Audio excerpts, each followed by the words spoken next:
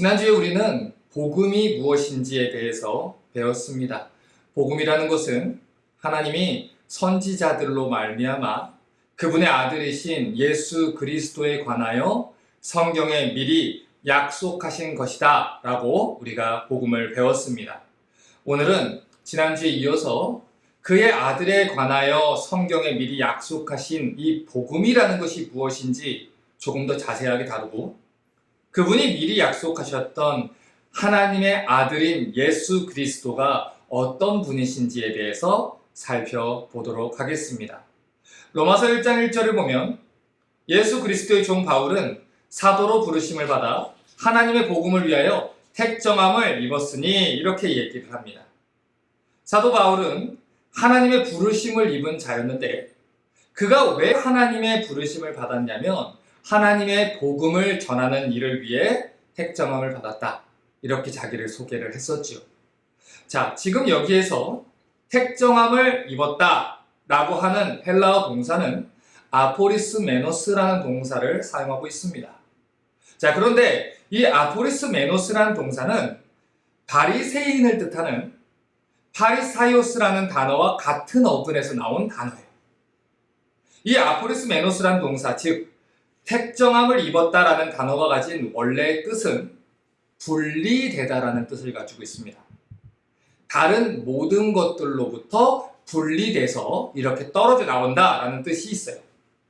그러니까 이러한 단어의 의미를 우리가 적용을 해서 해석을 하면, 바울은 복음을 전하는 일을 위하여 전에 자기가 쫓았던 모든 삶의 가치와 방향으로부터 분리돼서 나온 사람이라는 겁니다. 다른 말로 말해 하나님의 복음을 전하는 일을 위해 바울의 삶이 구별되었다는 것이죠. 자, 그러면 하나님의 복음이라는 것이 도대체 무엇이길래 하나님께서는 이 바울 같은 사람을 준비시키시고 구별시키셔서 이 복음을 전하게 하셨을까요? 2절을 보면 이 하나님의 복음이 무엇인지에 대해서 이렇게 말했습니다. 이 복음은 하나님이 선지자들로 말미암아 그의 아들에 관하여 성경에 미리 약속하신 것이다.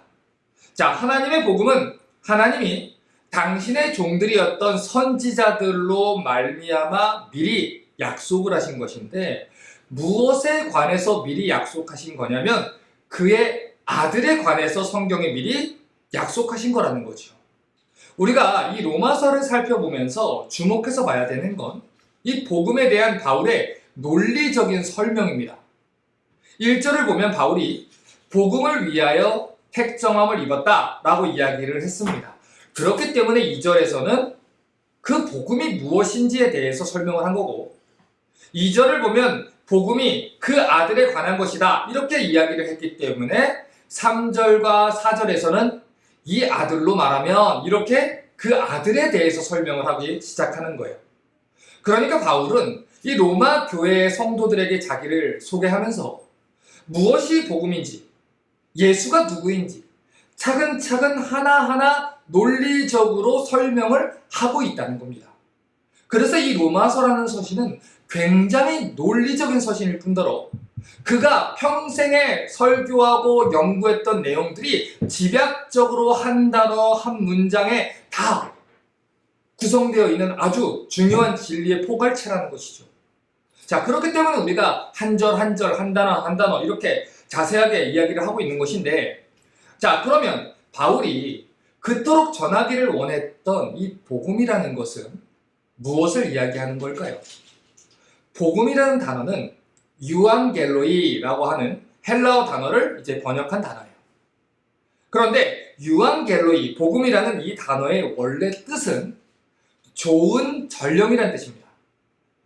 바울이 활동하던 이 1세기 당시에는 로마 제국이 전쟁에서 승리를 할 경우에 로마의 황제가 전령, 헬라어로는 앙겔로이라는 것을 파송을 했습니다.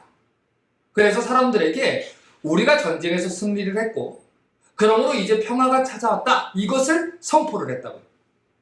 그래서 그 당시 사람들에게 좋은 전령이라고 하는 유앙겔로이는 승리와 평화의 메시지를 선포해주는 말 그대로 좋은 소식이었다는 거죠. 그래서 그 당시 유앙겔로이, 즉 복음이라는 말은 전쟁에서 승리한 좋은 소식을 의미했고 평화를 선포하는 좋은 소식을 의미했던 것입니다. 그래서 황제가 전쟁에서 승리하여 이루어낸 이 평화와 승리의 소식을 전하는 것이 바로 좋은 소식을 전하는 일이었고 복음을 전하는 일이었다는 것이죠.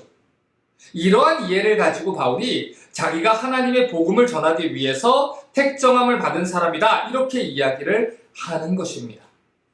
만왕의 왕이신 하나님께서 승리하신 소식, 그 승리를 선포하신 복음, 죄와 사망의 권세를 누르고 승리와 평화를 가져다 주신 이 평강의 왕께서 이루신 그 평화의 복음을 너희에게 전해주겠다. 그것을 전하기 위해서 자신은 보내심을 받은 전령이라는 것이죠. 자, 2절을 다시 보면 이 하나님의 복음이 무엇인지에 대해서, 무엇에 관한 좋은 소식인지에 대해서 바울이 이런 얘기를 합니다. 이 복음은 하나님이 선지자들로 말미암아 그의 아들에 관하여 성경에 미리 약속하신 것이라. 자, 이 복음이 무엇에 관한 내용이라고 하죠? 그분의 아들에 관한 것이다. 그러면 그 아들은 어떤 분이시길래 그 아들에 대한 복음이 우리에게 좋은 소식이 되냐는 것입니다. 로마서 1장 3절과 4절을 보면 이 아들로 말하면 육신으로는 다윗의 혈통에서 나셨고 성결의 영으로는 죽은 가운데서 부활하여 능력으로 하나님의 아들로 인정됐으니 곧 우리 주 예수 그리스도시니라, 이렇게 말합니다. 바울이 가장 먼저 이 아들에 대해서 소개하는 내용을 보면 첫 번째, 그분은 육신으로는 다윗의 혈통에서 난 사람이다 라는 거예요. 이것은 예수 그리스도께서 인간의 육신을 입고 이 땅에 오셨다는 것을 가리키는 표현인데, 신학적으로 표현을 하면 그리스도께서 완전한 인성을 가지고 완전한 사람으로 오셨다라는 표현입니다. 요한복음 1장 1절부터 3절을 보겠습니다. 태초에 말씀이 계시니라. 이 말씀이 하나님과 함께 계셨으니 이 말씀은 곧 하나님이시니라. 그가 태초에 하나님과 함께 계셨고 만물이 그로 말미암아 지은 바 되었으니 지은 것이 하나도 그가 없이는 된 것이 없느니라. 자, 태초에 하나님의 말씀이 계셨는데 그 하나님의 말씀이 바로 하나님이다, 이렇게 얘기를 했어요. 그리고 태초부터 계셨던 하나님의 말씀은 천지를 창조하신 하나님 자신이다, 이렇게 얘기를 했다는 거죠. 그런데 그 태초부터 계셨던 하나님께서 어떤 일을 행하셨느냐? 요한복음 1장 14절은 이렇게 말합니다. 말씀이 육신이 되어 우리 가운데 거하심에 우리가 그 영광을 보니 아버지의 독생자의 영광이요 은혜와 진리가 충만하더라. 영원 전부터 계셨던 하나님 말씀이 육신을 입고 이 땅에 오셨는데, 방금 전에 우리가 읽었던 로마서 1장 3절의 말씀을 따르면 그분이 다윗의 혈통을 통해서 오셨다는 거예요. 그러니까 복음은 다윗의 자손으로 육신을 입고 이 땅에 오신 하나님의 아들에 관한 메시지라는 것입니다. 지금도 그렇지만 이 바울이 복음을 전하던 그 당시에도 예수 그리스도께서 육신을 입고 이 땅에 오셨음을 부인하는 사람들이 있었습니다.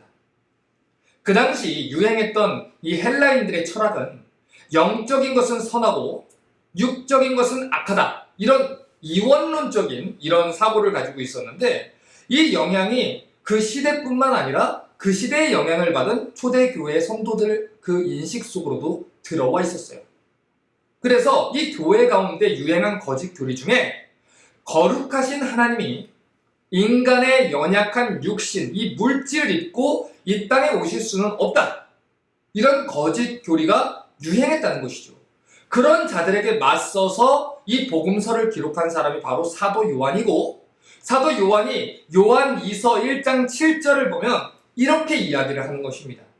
미혹하는 자가 많이 세상에 나왔나니 이는 예수 그리스도께서 육체로 임하심을 부인하는 자라. 이것이 미혹하는 자요 적그리스도니.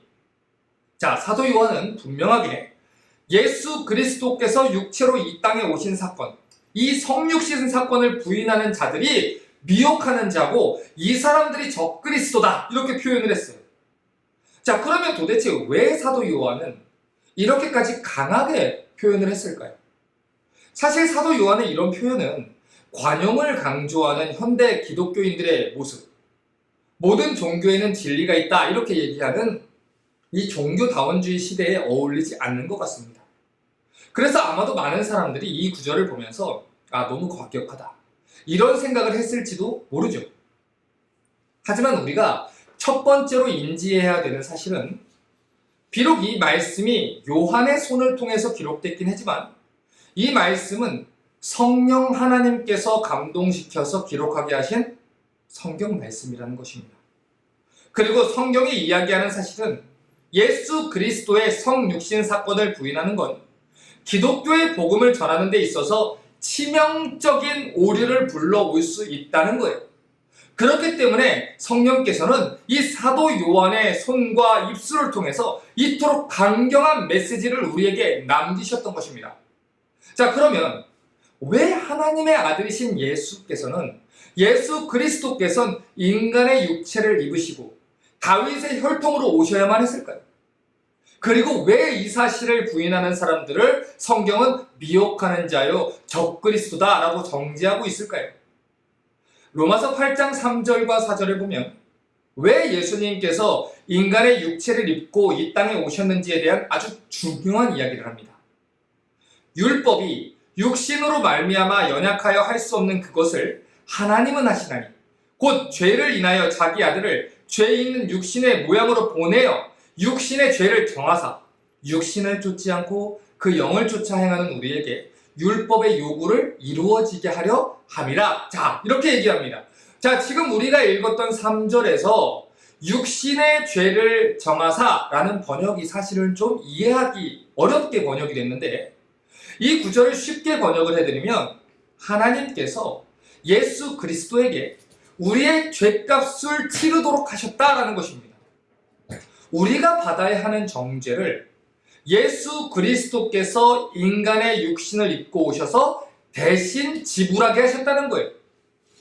그래서 율법이 요구하는 이 내용인 죄의 값은 사망이다. 이 공식을 만족시켰다는 거죠. 그렇기 때문에 예수 그리스도께서 육체로 임하셨다라는 사실을 우리가 부인하게 되면 예수께서 우리의 죄값을 치르시고 우리의 죄를 대신해서 죽으셨다는 이 성경의 핵심 교리인 대속 교리가 무너지게 되는 것입니다. 우리가 성경을 이해할 때 오해하지 말아야 하는 것은 하나님께서 우리를 너무너무 사랑하셔서 그 사랑 때문에 공의를 포기하신 게 아니라는 거예요. 하나님은 십자가 위에서 인류의 모든 죄값을 예수 그리스도에게 쏟아 부으셨습니다. 그럼으로써 당신의 공의를 만족시키신 거예요. 우리의 죄를 눈 감으신 게 아닙니다. 예수께서 우리의 죄값을 다 치르셨기 때문에 예수께서 우리의 죄값을 다 지불하셨기 때문에 우리가 의롭다 하심을 여김받게 되었다는 것이죠. 자, 그래서 요한복음 19장 30절을 보면 예수께서 돌아가시기 전에 마지막으로 남긴 말에 대해서 이렇게 기록을 하는 겁니다. 예수께서 신포도주를 받으신 후 가라사대 다 이루었다 하시고 머리를 숙이시고 영원히 돌아가시니라. 자, 다 이루었다. 이 말은 원래 그 당시에 상인들이 값을 다 지불했을 때 사용했던 말입니다. 그러니까 예수께서 이 말을 하셨던 것은 우리의 죄값을 다 치루었다라고 이야기를 하신 것이죠. 인간의 육신을 입고 이 땅에 오셔서 예수께서는 우리가 받아야 했던 모든 죄값을 치르신 거예요. 우리의 죄를 대신해서 죽으셨던 거죠. 그렇기 때문에 하나님 공의가 만족되었다는 것이고 그 일로 인해서 하나님의 사랑이 입증됐다는 것입니다. 그래서 로마서 5장 8절을 보면 이렇게 이야기를 하는 거예요. 우리가 아직 죄인 되었을 때, 자, 이 말은 우리가 그 죄값을 치룰 능력이 없을 때라는 말과 동일한 말입니다.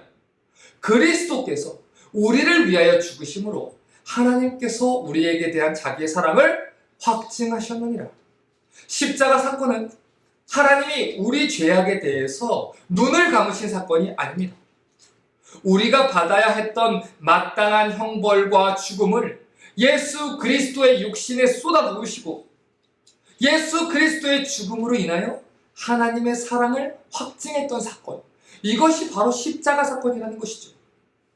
특별히 사도 요한은 십자가 위에서 예수님께서 행하신 일을 직접 다 보았던 사람입니다. 십자가 위에서 예수께서 외치는 말들을 직접 들었던 사람입니다.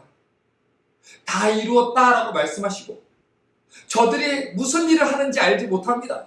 저희의 죄를 사하여 주시옵소서. 그렇게 그들의 죄를 위해서 기도하는 예수님의 목소리를 다 들었던 사람, 고개를 떨구시고 숨을 거두신 예수님의 육신을 직접 만졌던 사람이 사도 요한입니다. 그렇기 때문에 방금 전에 우리가 읽었던 것처럼 사도 요한은 더욱더 강경하게 이야기할 수 있는 것입니다. 예수님께서 육체로 임하심을 부인하게 되면 그날 그 십자가 위에서 우리를 위해서 피 흘리신 예수 그리스도의 희생은 아무것도 아닌 게 된다라는 것이죠. 그러므로 예수 그리스도께서 육체로 임하셨음을 부인한다는 것은 예수님이 우리의 죄를 위해서 대신 죽었다는 대속 교리를 무너뜨리는 사악한 시도라는 것입니다. 그래서 그들을 가르쳐 요한이 적그리스도라고 하는 것이고 미혹하는 자라고 부르는 것이고 우리는 그들을 이단이다 라고 부르는 것입니다. 계속해서 로마서 1장 4절을 보겠습니다. 성결의 영으로는 죽은 가운데서 부활하여 능력으로 하나님의 아들로 인정됐으니 곧 우리 주 예수 그리스도십니다. 자, 다음으로 바울이 하나님의 복음의 내용인 예수 그리스도에 관해서 이야기하는 건 예수 그리스도의 신성에 관한 것입니다. 예수는 성결의 영으로는 죽은 자 가운데서 부활하신 하나님의 아들이라는 거예요. 자, 그런데 우리가 읽은 4절을 보면 죽은 뒤에 부활하셔서 하나님의 아들로 인정되셨다라는 표현을 하고 있는데 종종 이 구절을 잘못 이해하시는 분들이 계십니다.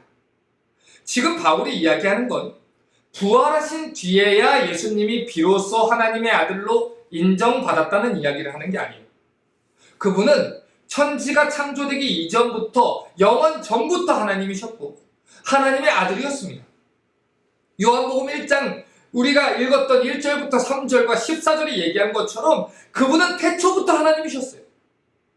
다만 지금이 바울이 표현하고자 하는 것은 예수 그리스도께서 죽은 자 가운데서 부활하심으로 과연 그분이 하나님의 아들이었다라는 것을 모든 사람들에게 인정되셨다는 것을 이야기를 하는 것입니다. 마태복음 27장 50절에서 54절을 보겠습니다. 예수께서 다시 크게 소리 지르시고 영원히 떠나시다. 이에 성소 휘장이 위로부터 아래까지 찢어져 둘이 되고 땅에 진도하며 바위가 터지고 무덤들이 열리며 자던 성도의 몸이 많이 일어나되 예수의 부활 후에 저희가 무덤에서 나와서 거룩한 성에 들어가 많은 사람에게 보이니라. 백부장과 및 함께 예수를 지키던 자들이 지진과 그 되는 일들을 보고 심히 두려워하여 가로되 이는 진실로 하나님의 아들이었도다 하더라. 예수님이 이 땅에서 활동하던 당시에 많은 사람들이 예수님이 하나님의 아들 되심을 알아두지 못했습니다. 왜냐하면 비록 예수께서 활동하셨던 모습이 분명히 성경에 기록된 메시아의 모습을 성취를 해나가는 것이었음에도 불구하고 그러한 모습들이 그 당시 이스라엘 사람들이 원했던 메시아의 모습이 아니었기 때문이에요. 성경이 말하는 메시아에 대한 예언은 크게 두 가지로 전해집니다. 특별히 이사야라는 성경이 이 메시아에 대해서 이야기를 많이 하고 있는데 첫 번째는 강력한 왕으로서 통치하실 메시아에 대한 이야기를 전합니다. 두 번째는 우리를 위하여 고난당하시고 우리를 위하여 질고를 겪으실 죽기까지 섬기실 섬김의 종, 고난의 종으로서의 메시아 이야기가 전해지고 있죠. 이 두 가지 모습 모두가 오실 메시아가 성취할 일입니다. 그런데 이스라엘이 로마의 압제를 받았던 1세기 그 당시 팔레스타인 지역에 유행했던 이 메시아 신학은 강력한 왕으로서의 메시아 신학이 지배적으로 유행을 하고 있었다는 거예요. 계속되는 식민지 시절 속에서 이스라엘 백성들은 자연스럽게 섬김의 종이나 고난당하는 예수나 희생당하는 메시아에 대한 모습은 지워버리게 됐습니다. 비록 그것이 성경이 이야기하고 있는 메시아의 모습이라고 하더라도 본인들이 원하고 갈망하는 메시아의 모습만 붙들고 있었다는 것이죠. 그래서 예수님 당시 유대인들은 메시아가 군사적이고 정치적으로 자기들을 통치할 인물일 거라는 그런 바람을 가지고 살았어요. 언젠가 메시아가 오시면 저 로마의 정복자들을 다 멸절시키고 우리 이스라엘을 다시 위대한 국가로 세울 것이다. 이 신앙만 붙들고 있었다는 거죠. 그러니까 그들은 성경적으로 그리스도를 이해한 것이 아니고 순전히 자기들이 원하는 방식으로, 민족주의적인 방식으로 그리스도를 기다리고 있었다는 것입니다. 마치 요즘 세대들이 그리스도를 따르는 것이 십자가를 지고 주님을 따르는 것이라고 분명히 성경에 이야기하고 있음에도 불구하고 예수 믿으면 복받고, 예수 믿으면 형통하고, 예수 믿으면 모든 것이 다 잘 된다라는 것만 붙들고 예수를 믿는 것처럼, 그때 그 사람들도 민족주의적인 방식으로 자기들이 원하는 방식으로 메시아를 기다리고 있었다는 것이죠.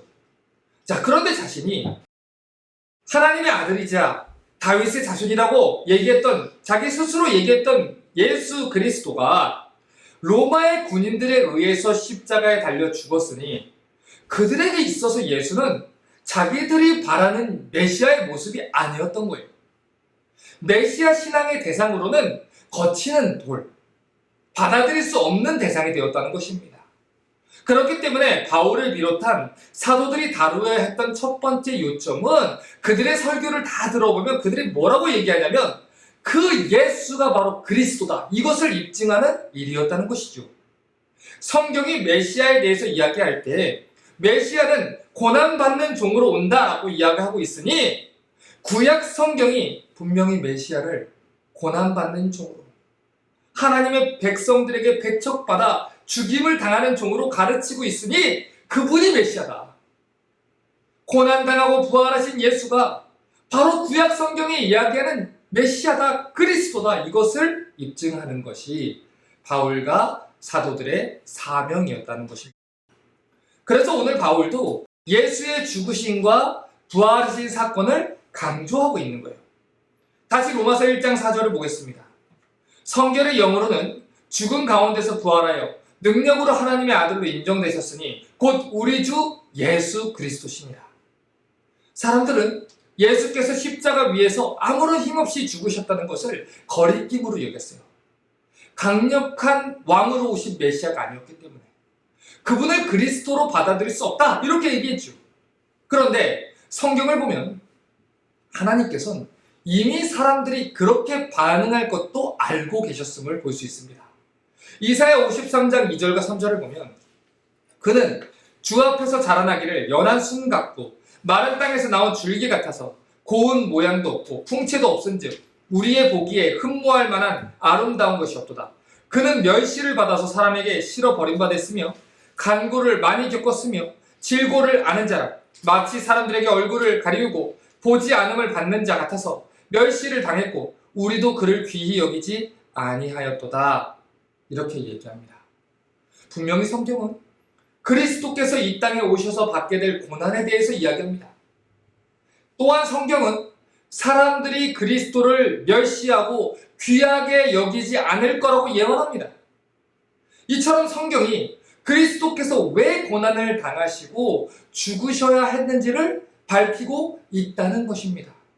그들이 받아들이고 싶어하든 싶어하지 않든 하나님은 분명히 이 예수가 누구인지, 그리스도께서 당하실 고난이 무엇인지, 그 고난의 의미에 대해서 이미 당신의 선지자들로부터 예언하도록 하셨다는 것이죠. 이사야 53장 4절과 5절을 보겠습니다. 그는 실로 우리의 질고를 치고 우리의 슬픔을 당하였거늘 우리는 생각하기를 그는 징벌을 받아서 하나님에게 맞으며 고난을 당하다 하였노라. 그가 찔림은 우리의 허물을 인하며 그가 상함은 우리의 죄악을 인함이라. 그가 징계를 받음으로 우리가 평화를 누리고 그가 채찍에 맞음으로 우리가 나음을 입었도다. 분명히 성경은 그리스도께서 우리의 죄악과 우리 허물을 위해서 고난당하셨다, 이렇게 얘기를 합니다. 그런데 그 당시 사람들은 이 사실을 인정하지 않았어요. 왜냐하면 자기들이 바라는 메시아는 자기들을 번영하게 하고 자기들에게 강력한 왕국을 되돌려줄 정치적인 왕이어야만 했다는 것이죠. 하지만 성경은 예수께서 성경대로 이 땅에 오셨다고 이야기해요. 성경대로 그 일들을 이루셨다고 이야기해요. 그들이 원하던 원하지 않던 이 복음은 사람들이 원하는 대로 만들어진 복음이 아니라 하나님의 복음이기 때문에 하나님께서 계획하시고 준비하신 대로 이루어졌다는 것입니다. 왜 예수께서 죽으셔야만 했습니까? 그들의 바람과는 달랐지만 왜 예수께서는 십자가에 달려 죽으셔야만 했을까요? 현대 사람들은 이 십자가의 교리를 야만적이다 이렇게 얘기를 해요. 누가 누구를 위해서 대신 죽어야 된다라는 이 대속 교리를 미개하다라고까지 이야기합니다. 그런데 성경은 이 십자가 사건의 중요성에 대해서 이렇게 말합니다. 이사야 53장 6절에 우리는 다 양 같아서 그릇 행하여 각기 제 길로 갔거늘 여호와께서는 우리 무리의 죄악을 그에게 담당시키셨도다. 자, 이 말이 무슨 말입니까? 원래는 우리가 담당해야 했던 죄값이라는 거예요. 원래는 우리가 받아야 했던 죄의 결과라는 거예요. 그런데 그리스도께서 우리의 죄값을 다 치르셨기 때문에 우리가 구원을 받을 수 있었다는 것입니다. 이것을 위해서 예수께서 이 땅에 오셔서 죽으셨다는 것이죠. 다시 로마서 1장 4절을 보겠습니다. 성결의 영으로는 죽음 가운데서 부활하여 능력으로 하나님의 아들로 인정되셨으니 곧 우리 주 예수 그리스도시니라. 그 예수는 우리를 위하여 이 땅에 인간의 육신을 입고 오신 분이라는 거예요. 우리의 죄를 대신하여 죽으신 분이라는 거예요. 우리를 위해서 죽은 자 가운데 부활하신 하나님의 아들이라는 것입니다. 그래서 그분이 우리 주 예수 그리스도라는 거예요. 지금 이 로마서 1장 4절은 예수 그리스도의 하나님 되심, 예수 그리스도의 신성에 대해서 증거하는 내용입니다. 그러니까 바울은 3절에선 예수님이 완전한 인간으로 오셨다는 인성을 얘기하고 있고 4절에서는 예수님이 완전한 하나님이시라는 신성을 강조하고 있는 것이죠. 그분이 완전한 인간으로 오셨기 때문에 우리의 죄를 담당할 수 있었고 그분이 영원하신 하나님이셨기 때문에 죽은 자 가운데서 부활하실 수 있다는 것입니다. 우리 주변에는 그리스도의 인성뿐만 아니라 그리스도의 신성을 부인하는 사람들이 있습니다. 그리스도는 하나님이 아니라 모든 피조물들 중에서 가장 뛰어난 피조물들 뿐이다. 예수 그리스도는 창조물 중에 가장 뛰어난 창조물일 뿐이다 라고 예수 그리스도의 하나님 되심을 부인하는 이단들이 있습니다. 하지만 우리가 분명히 알아야 되는 건 우리가 예수님의 신성을 부인하게 되면 예수님께서 이 땅에 성육신 하신 사건도 부인하게 되는 것이고 우리의 죄를 대속하신 구속교리나 부활하신 사건이나 승천하신 사건이나 다시 오실 거라는 재림의 사건까지도 전부 다 부인하게 되는 것입니다. 그렇기 때문에 이 문제는 그저 너도 진리, 나도 진리 이렇게 관용 있는 자세로 넘길 문제가 아닙니다. 이 문제는 기독교의 사활이 걸려있는 중요한 문제입니다. 그래서 사도 요한이 그럴 자를 가리켜서 미혹하는 자다, 적그리스도다 라고 강하게 정죄했던 것입니다. 자, 그러면 이 사실을 조금 더 자세하게 생각을 해보죠. 왜 예수님은 인간이면서 동시에 죄가 없으신 하나님이셔야만 했을까요? 왜 기독교의 진리에서는, 복음에서는 이 사실이 그토록 중요한 일이라는 걸까요?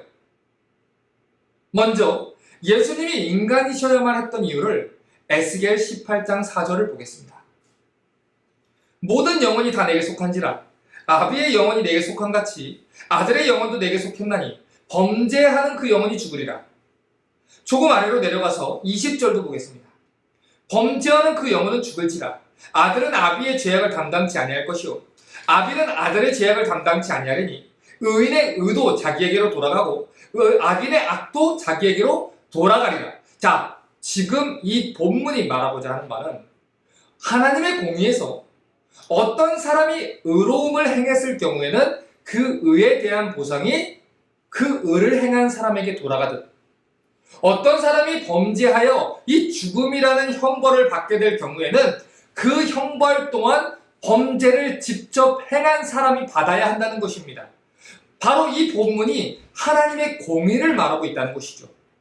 그러니까 이와 같은 하나님의 공의의 원리에 근거해서 우리가 추론해낼 수 있는 진리는 인간이 범죄를 했을 경우에는 그 범죄에 대한 형벌은 인간이 받아야 된다는 겁니다. 따라서 예수님이 하나님의 계획에 의해서 인간이 받아야 할 형벌을 대신 받으실 수 있기 위해서는 반드시 우리와 같은 성정을 가진 인간이셔야만 했다는 것이죠. 그렇지 않고서 인간이 아닌 다른 피조물, 예를 들어서 동물이나 천사를 보내서 대신 받을 수 없게 했다는 것입니다. 불가능하다는 거예요. 왜냐하면 그렇게 되면 악을 행한 존재와 형벌을 받는 존재가 동등할 것을 요구하는 이 하나님의 공의의 원리를 만족시킬 수 없다는 것이죠. 그렇기 때문에 이 예수님이 인간들의 대표로서 형벌을 받으시기 위해선 인간의 모든 연약함과 고통과 시련과 유혹이 어떤 것인지를 아시는 온전한 인간으로 와서 인간의 죄를 담당하셔야 했다는 것이죠. 자, 그런데 문제는 인간이 죄를 범한 다른 사람들의 형벌을 대신 받는다고 할 때 과연 죄인인 인간이 죄악을 향해서 쏟아부으시는 이 하나님의 진노를 견뎌낼 수 있느냐 이겁니다. 이런 사실에 대해서 나훔 선지자는 나훔 1장 6절에 이렇게 얘기를 했어요. 누가 능히 그 분노하심 앞에 서며 누가 능히 그 진노를 감당하랴. 그 진노를 불처럼 쏟으시니 그를 인하여 바위들이 깨어지는도다. 그래서 예수님이 돌아가실 때 바위들이 터지는 그런 일들이 벌어질 정도로 하나님의 극심한 분노가 예수 그리스도에게 부어졌다는 것을 성경이 이야기하는 것입니다. 시편 130편 3절을 보면 여호와여 주께서 죄악을 감찰하실진대 주여 누가 서리이까 이렇게 얘기합니다. 지금 우리가 읽은 이 성경의 기록대로라면 우리 인간은 하나님이 죄에 대해서 내리시는 진노와 형벌을 감당할 수 있는 존재가 아니라는 거예요. 우리뿐만 아니라 자기 자신의 죄뿐만 아니라 온 인류가 다 범한 헤아릴 수 없이 조차 많고 악독하기 그지없는 이 죄악들에 대해서 성부 하나님이 내리시는 어마어마한 이 진노의 무게를 그 심판의 형벌을 누가 감히 감당할 수 있냐는 것이죠. 그래서 이 엄청난 진노와 형벌의 무게를 감당할 수 있는 존재는 오직 하나님뿐이라는 거예요. 그렇기 때문에 예수님은 반드시 하나님이셔야만 했다는 거예요. 다시 로마서 1장 4절을 보겠습니다. 성결의 영으로는 죽은 가운데서 부활하여 능력으로 하나님의 아들로 인정되셨으니 곧 우리 주 예수 그리스도시니라. 자, 그러니까 이제 이 구절의 진정한 의미를 우리가 알게 된 거예요. 지금 여기에서 우리 주라고 할 때 쓴 이 주님이라는 이 표현은 이 구약 성경에서 여호와라고 하는 하나님에 대한 호칭 또는 아도나이라고 하는 하나님에 대한 그 호칭을 헬라어로 번역할 때 쓰는 그 단어를 예수 그리스도에게 동일하게 쓴 단어입니다. 그러므로 우리 주 예수 그리스도라는 것은 그분은 하나님이라는 거예요. 예수 그리스도께서 우리 하나님께서 인간의 육신을 입고 오셔서 우리의 죄값을 다 치렀기 때문에 그분이 우리의 죄값을 치르고 우리를 사셨기 때문에 구속하셨기 때문에 그분은 우리 주 예수 그리스도가 되신다는 것입니다. 이것을 이야기하고 있는 것이 바로 하나님의 복음이라는 거예요. 자, 그러면 다시 로마서 1장 2절을 보겠습니다. 이 복음은 하나님이 선지자들로 말미암아 그의 아들에 관하여 성경에 미리 약속하신 것이라. 지금 바울이 이야기하는 대로라면 이 복음은 충동적으로 일어난 사건이거나 후대의 사도들이 개인적으로 그냥 자의적으로 만들어낸 내용이 아니다라고 이야기해요. 이 복음은 바울이 만든 게 아니라는 거죠. 이 복음은 하나님이 그분의 메신저였던 선지자들로 말미암아 그분의 아들이신 예수 그리스도에 관하여 성경에 미리 약속하신 거라는 거예요. 이게 중요한 표현이에요. 복음은 성경에 미리 약속하신 거라는 겁니다. 사도행전 13장 22절과 23절을 보면 바울이 비시디아 안디옥이라는 곳에서 설교를 하던 중에 이런 말을 해요. 패하시고 다윗을 왕으로 세우시고 증거하여 가라사대 내가 이새의 아들 다윗을 만나니 내 마음에 합한 사람이라 내 뜻을 다 이루게 하리라 하시더니 하나님이 약속하신 대로 이 사람의 씨에서 이스라엘을 위하여 구주를 세우셨으니 곧 예수라. 자, 지금 여기에서 주목해서 봐야 되는 표현이 약속하신 대로라는 표현입니다. 하나님께서 다윗의 씨에서, 다윗의 후손에서 이스라엘을 위한 구주를 세우셨다는 거예요. 그분이 바로 하나님이 약속하신 예수라는 것입니다. 하나님이 아브라함에게 약속하신, 하나님이 다윗에게 약속하신, 하나님이 선지자들에게 약속하신 다윗의 후손, 아브라함의 자손, 그분이 바로 예수 그리스도라는 것이죠. 그래서 로마서 1장 3절에 이 아들로 말하면 육신으로는 다윗의 혈통에서 났다라고 얘기를 한 거예요. 하나님이 약속대로 보내셨다는 것이죠. 그러니 오늘 바울이 전하고자 하는 이 복음, 좋은 소식, 하나님의 복음이라는 것은 바울이 고안해낸 것이 아니라 하나님께서 오랫동안 성경에 미리 예언하시고 약속하셨던 그 승리의 복음이라는 것입니다. 예수 그리스도가 성취하신 그 승리의 복음, 하나님이 반복해서 예언하셨던 그 복음을 전하겠다는 거예요. 자, 그러면 하나님이 미리 약속하셨던, 선지자들로 말미암아 반복해서 증거했던 그 복음은 언제부터 어떻게 예언이 되었을까요? 자, 창세기 3장 15절을 보겠습니다.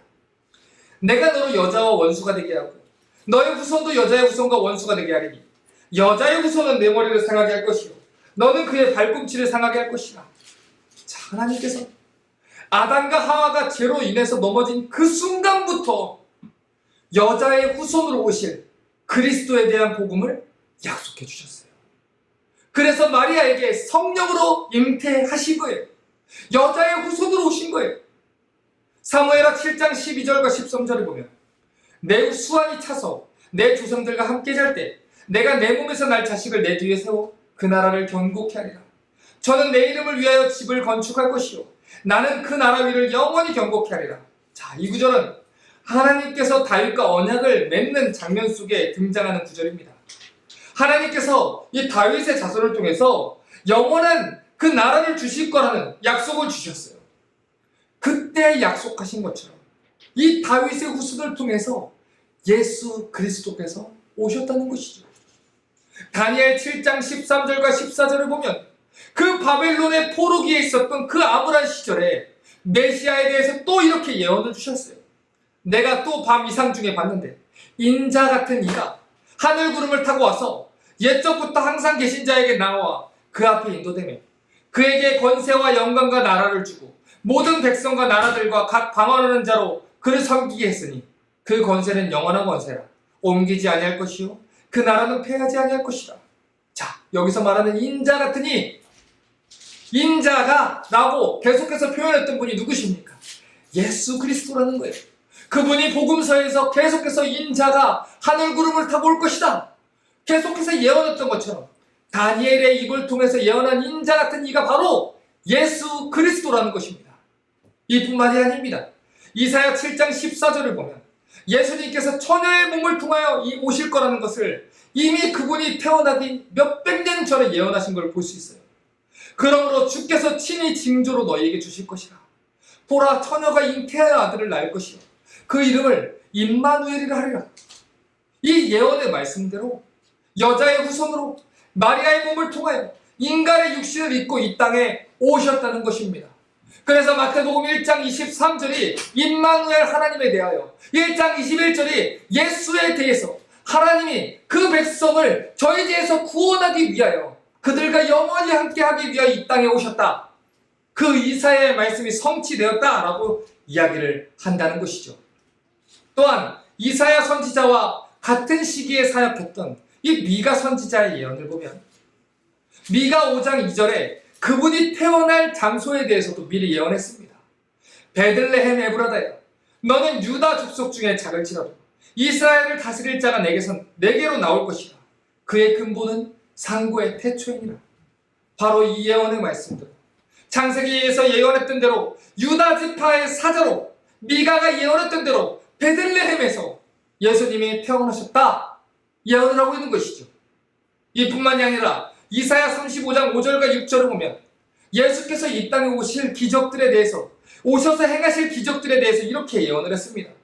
그때 소경의 눈이 밝을 것이고 귀머거리의 귀가 열릴 것이며 그때 저는 자는 사슴같이 될 것이며 벙어리 혀는 노래하리니 이는 광야에서 물이 솟겠고 사막에서 시내가 흐를 것이다. 마태복음 8장과 9장의 내용을 보면 이사야 35장의 이 말씀을 예수님께서 어떻게 성취했는지, 소경의 눈을 뜨게 하시고 나병 자를 고치시고 귀머거리를 듣게 하시는 수많은 기적을 성취하시는 예수 그리스도에 대한 모습을 이야기를 하고 있습니다. 스가랴 9장 9절을 보면 낙기 새끼를 타고 예루살렘에 입성하실 메시아에 대해서 예언한 것이 마태복음 21장에서 성취하는 것이 나타나고, 스가랴 12장 10절을 또 보면 예수님을 창으로 찌를 것에 대한 예언의 말씀이 성취되는 것을 우리가 또 보게 됩니다. 이뿐만이 아니라 시편 16편, 22편 예수님의 부활에 대해서 예언을 하고, 시편 41편이나 또한 시편 109편 같은 이 시편에서는 예수님을 배반하고 예수님을 팔아넘길 유다에 대해서도 예언하고 있음을 볼 수 있다는 것입니다. 이러한 예언들뿐만 아니라 구약 성경에는 수많은 그리스도를 향한 그림자와 모형에 대한 예표를 찾아볼 수가 있는데, 아담의 수치를 가려주었던 이 가죽으로 만든 옷이나 6월절 어린 양의 모습이나 번제와 희생 제물이나 성막이나 성전의 구조나 구약에 기록된 수많은 내용들이 결국 하나님께서 약속하신 복음의 실체인 예수 그리스도를 향한 것이었다는 것입니다. 그래서 누가복음 24장 44절을 보면 예수께서 이런 말씀을 하신 겁니다. 또 이르시되 내가 너희와 함께 있을 때 너희에게 말한 바 곧 모세의 율법과 선지자의 글과 시편에 나를 가리켜 기록한 모든 것이 이루어져야 하리라 한 말이 이것이라. 지금 여기에서 모세의 율법과 선지자의 글과 시편이라는 말은 구약 성경 전체를 가리키는 표현입니다. 그런데 그 구약 성경 전체가 누구를 가리켜 쓴 말입니까? 예수를 가리켜 쓴 말입니다. 예수에 대해서, 예수에 관한 내용이라는 것입니다. 그러므로 예수께서 이 땅에 인간의 육신을 입고 오셔서 죽으시고 부활하신 모든 내용은 하나님께서 미리 약속하신 메시아, 즉 그리스도에 대한 내용이라는 것입니다. 그 일을 성취한 분이 바로 완전한 인간이자 완전 하나님으로 오신 예수 그리스도라는 것입니다. 이제 설교를 마무리하려고 합니다. 베드로전서 1장 10절부터 12절은 이렇게 얘기를 합니다. 이 구원에 대하여는 너희에게 임할 은혜를 예언하던 선지자들이 연구하고 부지런히 살펴서 자기 속에 계신 그리스도의 영이 그 받으실 고난과 후에 얻으실 영광을 미리 증거하여 어느 시 어떠한 때를 지시하시는지 상고하니라. 이 섬긴 바가 자기를 위한 것이 아니요 너희를 위한 것임이 계시로 알게 됐으니 이것은 하늘로부터 보내신 성령을 힘입어 복음을 전하는 자들로 이제 너희에게 고한 것이요 천사들도 살펴보기를 원하는 것이다. 이 복음은 하나님께서 이루실 구원과 그 구원의 기쁜 소식을 전하기 위해 하나님이 선지자들을 통해서 계시하신 예언의 말씀이라는 것입니다. 그 복음의 소식이 얼마나 고귀한 것인지 천사들도 살펴보기를 원한다는 것입니다. 이와 같이 하나님이 선지자들을 통해서 예언한 대로, 하나님이 약속한 대로 그리스도께서는 이 땅에 오셨다는 것입니다. 바로 그 그리스도가 예수라는 것이죠. 이것이 복음의 핵심 내용이라는 것이고, 구약 성경 전체가 이야기하는 내용은 그 예수가 그리스도다, 이것을 증거하고 있는 것입니다. 사도행전 17장을 보면 바울이 데살로니가 지역에서 복음을 어떻게 전했는지에 대해서 이렇게 말합니다. 1절부터 3절에 저희가 암비볼리와 아볼로니아로 다녀가 데살로니가 이르니 거기 유대인의 회당이 있는지라 바울이 자기의 규례대로 저기에게로 들어가서 새 안식일에 성경을 가지고 강론하며 뜻을 풀어 그리스도가 해를 받고 죽은 자 가운데서 다시 살아야 할 것을 증명하고 이르되 내가 너희에게 전하는 이 예수가 곧 그리스도라 하니. 자, 지금 바울이 무엇을 가지고 3주일 동안 강론했다고 합니까? 성경을 가지고 강론했다고 합니다. 그러면 성경을 가지고 바울이 증거한 내용은 무엇입니까? 그리스도가 해를 받고 죽은 자 가운데서 다시 살아야 할 것을 증명했다라고 이야기합니다. 자, 그러니까 바울은 그들의 흥미를 끌기 위한 이야기를 하지 않았습니다. 재미있는 이야기를 들려주거나 자신에 관해서 이야기하거나 감동적인 예화나 설화를 가지고 자기가 주장하는 것을 입증하려고 하지 않았다는 거예요. 오로지 바울은 성경을 가지고 강론을 했습니다. 성경을 가지고 강론을 하면서 예수가 그리스도라는 것을 증명을 해냈습니다. 성경의 곳곳을 들추어내고 살펴보며 성경 전체가 예수를 그리스도라고 증거하고 있는 그 내용을 증명해냈다는 것이죠. 바로 이 3주일밖에 사역하지 못했던 이 데살로니가 교회가 데살로니가 전서의 내용을 보면 어떻게 많은 사람들에게 믿음의 본으로서 영향을 미쳤냐면 그 이유가 바로 여기 있다는 것입니다. 3주일밖에 안 되는 짧은 시간이었지만 그 시간을 바울은 허투루 보내지 않았습니다. 성경을 가지고 가르쳤다는 거예요. 성경을 가지고 성경 말씀만, 하나님의 말씀으로 예수가 그리스도다라는 복음을 전하는 데 모든 시간과 에너지를 그곳에서 쏟았다는 것입니다. 그 결과 믿는 자들이 늘어나고 성도들이 강건해지며 하나님의 복음이 전파되는 역사를 바라보게 됐다는 것입니다. 데살로니가 교회에서의 사역뿐만 아니죠. 바울이 고린도 교회에 보낸 편지를 보면 수많은 문제로 고통당하고 있었던 고린도 교회에게 편지를 쓸 때 이런 내용을 기록합니다. 고린도전서 15장 1절부터 4절에 형제들아, 내가 너희에게 전한 복음을 너희로 알게 하노니 이는 너희가 받은 것이요 또 그 가운데 선 것이라. 너희가 만일 나의 전한 그 말을 굳게 지키고 헛되이 믿지 아니하였으면 이로 말미암아 구원을 얻으리라. 내가 받은 것을 먼저 너희에게 전하였노니 이는 성경대로 그리스도께서 우리 죄를 위하여 죽으시고 장사 지낸 바 되었다가 성경대로 사흘 만에 다시 살아나사. 자, 바울이 무엇을 전하겠다고 합니까? 복음을 너희로 알게 하겠다 했습니다. 그런데 그 복음을 어떻게 이야기하고 있냐? 성경대로 그리스도께서 우리 죄를 위해서 죽으시고 장사 지낸 바 됐다 성경대로 사흘 만에 다시 살아난 것을 이야기하는 거라는 거예요.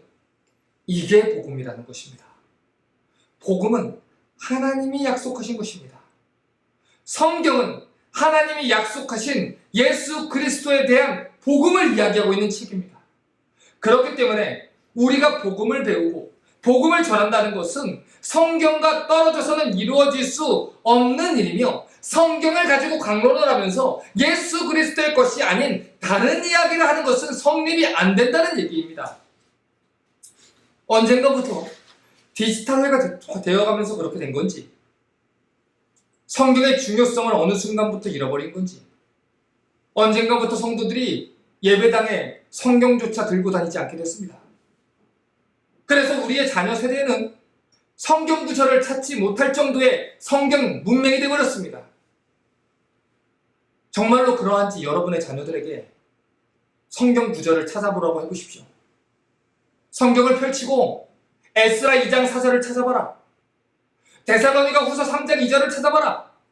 한번 해보십시오.